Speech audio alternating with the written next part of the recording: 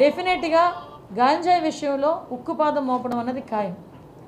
గంజాయి విషయంలో బతికేద్దాం, గంజాయితోనే వ్యాపారం చేసేద్దాం అనుకున్న ఎవరైనా ఈ రోజుతో క్లోజ్ చేసుకోండి. దీని మీద పర్యవేక్షణాలు చాలా సీరియస్గా ఉంటాయి. గంజాయితో దొరికితే ఏదో పాపం ఎంత దారుణం అంటే 18 నుంచి 25 సంవత్సరాల లోపు ఉన్న వాళ్ళు ఎక్కువ మంది ఈ గంజాయి ట్రాన్స్పోర్టేషన్లో.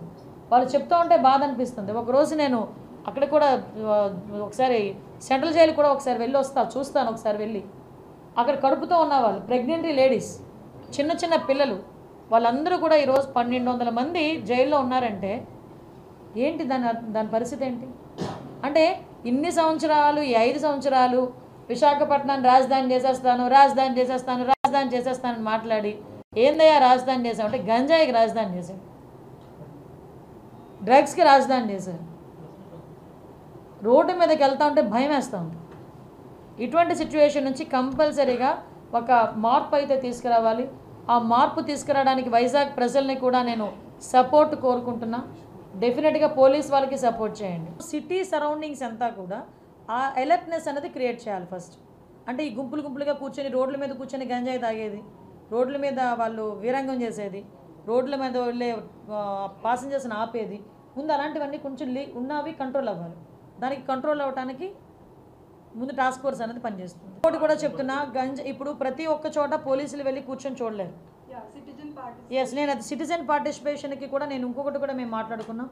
ఎవరైతే గంజాయి విషయంలో ఇన్ఫర్మేషన్ ఇస్తారో వాళ్ళకి ప్రైజ్ మనీస్ కూడా మేము ప్రకటించడానికి కూడా సిద్ధపడ్డాం.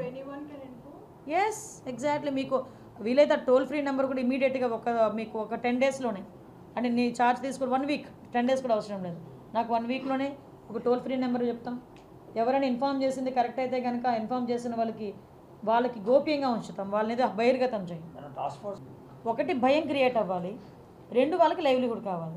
ఈరోజు గంజాయి ఎందుకు పండిస్తున్నారు? వాళ్ళు గిరిజనులు, అందరూ కూడా అమాయకులు.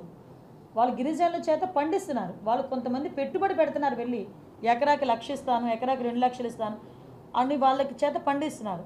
ఆ తాలూకా దాని రెస్పాన్సిబిలిటీ అంతా పాపం ఆ గిరిజనులు భరిస్తున్నారు. రేపు పొద్దున్న ఎవరైతే పెట్టుబడి పెట్టాడో వాడు దొరకడు.